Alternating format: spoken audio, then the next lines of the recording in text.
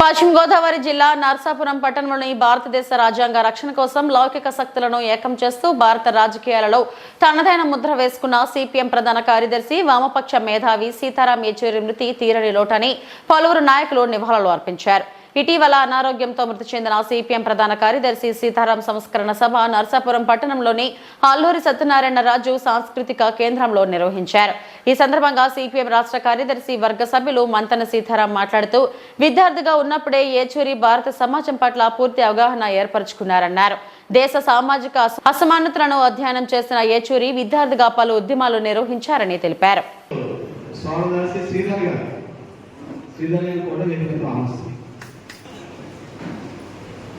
Jawahar comrade Sitaram గారికి Jawahar comrade Sitaram గారికి సంతాపాన్ని తెలియజేద్దాం.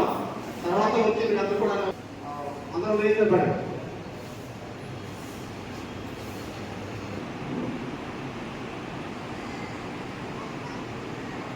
జవహర్ కామ్రేడ్ గారికి రాజ్యాంగంలో కూర్చోండి. ఇప్పుడు ఒక్కొక్క వచ్చి పూలు చల్లి అర్పించండి.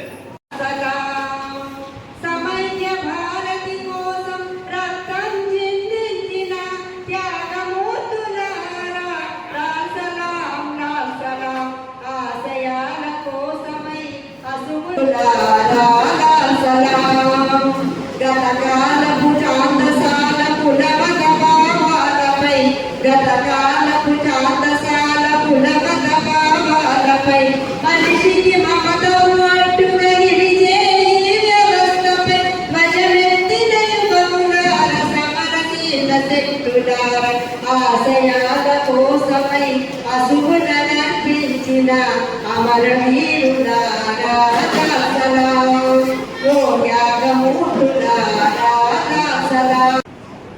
భారతదేశంలో కేవలం వామపక్షాన్ని కాకుండా ఆయన జీవితంలో అంటే 50 సంవత్సరాల పాటు కమ్యూనిస్ట్ ఉద్యమంలో ఆయన చేసిన అనేక రకాలైన భారతదేశానికి చేసిన మేలేంటి, భారతదేశ వామపక్ష ఉద్యమానికి చేసిన మేలేంటి అనేది నేను అందరికీ పరిచయం చేస్తాను. కొంతమంది చిన్ననాడే గొప్పగా ఆలోచిస్తారు, తమ జీవిత మార్గాన్ని గొప్పగా నిర్ణయించుకుంటారు.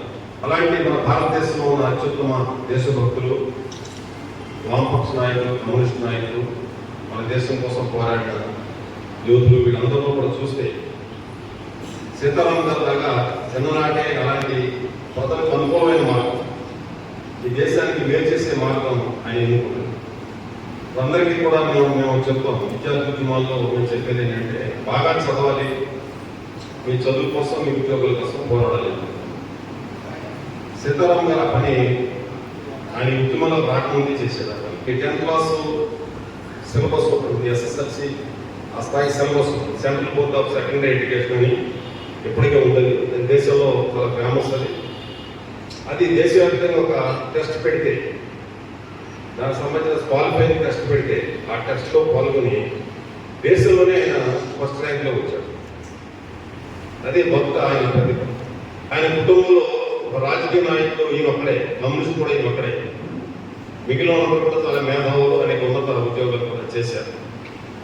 మన గోదావరి జిల్లా వాడు, గోదావరి వాడు, కాకినాడ వాళ్ళ అమ్మది, వాళ్ళ నాన్నది, అందరిది కూడా వాళ్ళ తాతది, అందరిది కూడా కాకినాడే. వాస్తవంగా ఆయన మాతో చెప్పాడు, నేను కోనసీమ అయ్యాను, నేను కోనసీమ మా కుటుంబం. సీతారాం గారు ఎకనామిక్స్లో చాలా పెట్టారు, ఆయన MA ఎకనామిక్స్. తర్వాత డాక్టరేట్ కోసం కూడా ఆయన పరిశోధన కొంతకాలం చేసినప్పుడు ఆ తర్వాత ఎమర్జెన్సీ రావడం, అరెస్ట్ అవ్వడం, తర్వాత ప్రత్యక్ష రాజకీయాలు, విద్యార్థి రాజకీయాలు సిపిఎంలో చేరడం. దీంతో ఏంటంటే డాక్టరేట్ PhD విశాఖలో ఆపేశారు, ఢిల్లీ అయిపోయాడు. అలాగే ఢిల్లీలో శాశ్వతంగా కుటుంబం ఢిల్లీలో ఉండడం. తర్వాత సీతారాం గారు ఆయన దేశ విదేశాల్లో మెరిట్ తోటి, స్కాలర్షిప్ తోటి అప్పటికే అప్పటి చిన్న వయసులోనే ప్రజా ఉద్యమాల కోసం, దేశ ప్రజల కోసం, దేశం కోసం పనిచేయాలి అనే ఆలోచనకి వచ్చి ఆ రోజు మొత్తం కమ్యూనిస్టు సిద్ధాంతంతో ఆయన ప్రభావితమై SFIలోకి వచ్చి తర్వాత పార్టీలోకి పూర్తిగా కార్యకర్తగా వచ్చి పనిచేయడం ప్రారంభించారు. ఆయన భవిష్యత్తు జీవితం ఏ మార్గంలో ఉండాలని ఆయనే చిన్న వయసులోనే యవ్వనంలోనే ఆయన నిర్ణయించుకుని ఆ రకంగా కమ్యూనిస్ట్ ఉద్యోగంలోకి వచ్చారు. మీ అందరూ తెలుసు సుమరయ్య గారు అభివృద్ధి చేసిన వేలాది మంది కార్యకర్తలలో కాబట్టి సీతారాం గారు అప్పుడు ఆయన ఆల్ ఇండియా పార్టీ సెక్రటరీగా ఉన్నారు. సుమరయ్య గారు సీతారాం గారిని బాగా ఎంకరేజ్ చేసి ఆయనకి ఏ రోజుకు ఆ రోజు ఆయన ట్రైన్ అప్ చేసి ఒక రకంగా గురువు ఆ రకంగా సీతారాం గారిని డెవలప్ చేశారు. ఒక రకంగా చెప్పాలంటే సిపిఎం పార్టీ అత్యున్నత నాయకుల్లో ఢిల్లీ నుంచి పనిచేసిన అఖిల భారత నాయకులు చాలా అత్యంత ప్రజాదరణ పొందిన నాయకుల్లో డాక్టర్ సుమరయ్య గారు, డాక్టర్ సీతారాం యేచూరి ఇద్దరు తెలుగు వాళ్ళు కాబట్టి మనందరికీ గమనించాలి. జవహర్లాల్ యూనివర్సిటీలో స్టూడెంట్ యూనివర్సిటీ ఎన్నికల్లో 3 సార్లు ప్రెసిడెంట్గా గెలిచారు. అంటే ఇంతవరకు ఆ చరిత్రలో 3 సార్లు ఒక్కసారి నుంచి ఎవరు గెలవాలి. సీతారాం గారు 3 సార్లు గెలిచాడు. జవహర్లాల్ యూనివర్సిటీ ప్రెసిడెంట్గా ఆయన ఉన్నాడు. అప్పుడు యూనివర్సిటీ కార్యవర్గం ఎన్నికైన యూనివర్సిటీ కార్యవర్గం ఆయన అధ్యక్షుల సమావేశం ఉందంటే తీర్మానం చేశారు. దానికి మామూలుగా ప్రధానమంత్రులు ఎవరు కూడా దానికి శాస్త్రజ్ఞులు ఉండరు. ఎవరో గవర్నర్లు, రాష్ట్రపతులు అలాంటి కూడా ఏదో గౌరవంగా ఉంటారు. కానీ ఇందిరాగాంధీ అది చాలా కీలకమైన యూనివర్సిటీ కాబట్టి దానికి ఆయన ఛాన్సలర్గా ఉంది. ఎప్పుడైతే ఎమర్జెన్సీ లింక్ అయిపోయిందో, ఆమె ఓడిపోయిందో ఆ టైంలో మొత్తం యూనివర్సిటీ స్టూడెంట్స్ ఉన్నాయి ఢిల్లీ వీధుల్లో పెద్ద ర్యాలీగా తీసుకుని వెళ్ళి సీతారాం యేచూరి ఆమె ఇంటి కూడా ధర్నా చేశాడు. ఇంటి నుంచి బయటికి రావాలని చెప్పాడు. ఇందిరాగాంధీ అంటే అప్పుడు కాంగ్రెస్ నాయకులు చాలా మంది అందరూ కూడా వాళ్ళు గౌరవించిపోయేది. అలాంటి మనిషి ఎదురకుండా ఆమె బయటికి రావాలంటే వచ్చింది బయట. ఆ ఫోటో ఇప్పుడు కూడా ఉంది. సీతారాం గారు ఆ తీర్మానం చదువుతుంటే చేతులు కట్టుకుని ఉంటుంది. అంటే ప్రజాస్వామ్యం ముందు ఏ నియంత్రణ సరే చేతులు కట్టుకుని నిలబడాలి అనే దానికి ఆ ఫోటో మనకి నిదర్శనం కనపడుతుంది. దాంట్లో తీర్మానం ఏంటంటే మీకు ఎంత మాత్రం కూడా నైతికత లేదు, మీరు వెంటనే ఛాన్సలర్ పదవి నుంచి రాజీనామా చేయండి, ప్రకటించడం వెంటనే అని చెప్తే ఆమె మౌనం పాటించి ఏం మాట్లాడకుండా వెళ్ళిపోయి 2 రోజుల తర్వాత రాజీనామా సమయం.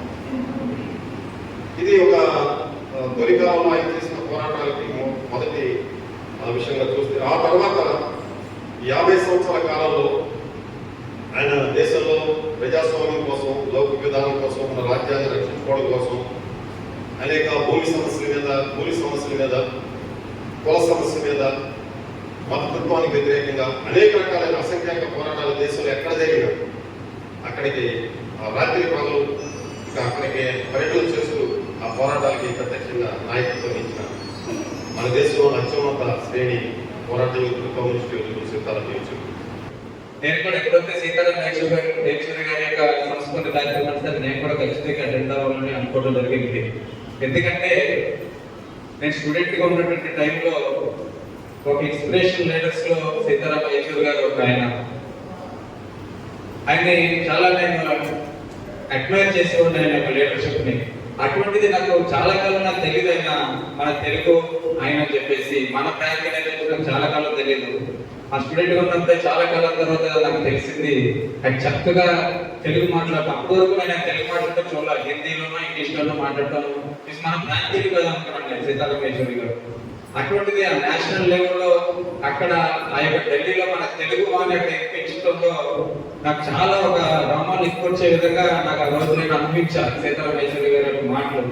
ఆ తర్వాత నుంచి కూడా నేను చాలా అడ్మైర్ అయ్యాను. ఎందుకంటే ఆయన మన ప్రాంతీయ, మన కాకినాడ వాసి. ఆయన చెన్నైలో జన్మించినప్పటికీ కూడా తల్లిదండ్రులంతా కూడా ఇక్కడ మన ప్రాంతీయులు, ఇక్కడ ఒక బ్రాహ్మణ కుటుంబానికి సంబంధించినటువంటి వ్యక్తి అయినా అని చెప్పేసి చాలా ఖచ్చితంగా కార్యక్రమంలో నేను కూడా భాగస్వామ్యం అవ్వాలని చెప్పేసి రావడం జరిగింది. చాలా సంతోషం.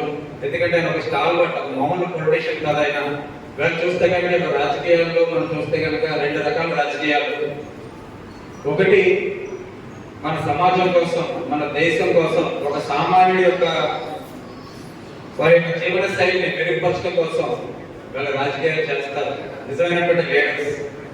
అదేవిధంగా ఇంకో కోణంలో చూస్తే కనుక వాళ్ళ యొక్క వ్యాపారాలు పెంచుకోవడానికో, ఒక స్వార్థపు రాజకీయాల కోసమో వాళ్ళ రాజకీయాల్లోకి వచ్చి ఎంతసేపు ఇంకా ప్రజా సమస్యలు పట్టించుకోరు, సమాజం గురించి పట్టించుకోరు, మన దేశం కోసం పట్టించుకోరు, ఎంతసేపు వాళ్ళ వ్యాపారం తెచ్చుకోవడంలోనే చాలా మంది ఉంటారు. చాలా రాజకీయ నాయకులు మనం చూస్తున్నాం. ఇటువంటి పరిస్థితుల్లో మొదటి భాగంలోకి వచ్చేటువంటి వ్యక్తి ఎవరంటే మన సీతారాం యేచూరి గారు అని చెప్పి తెలియజేస్తున్నా. నిర్మాణాత్మకంగా, ఒక హుందాతనంగా, ఒక సమాజం కోసం, ప్రజల కోసం, మన భారతదేశం కోసం పోరాడినటువంటి మహా వ్యక్తి సీతారాం యేచూరి గారు అని చెప్పి తెలియజేస్తున్నాం.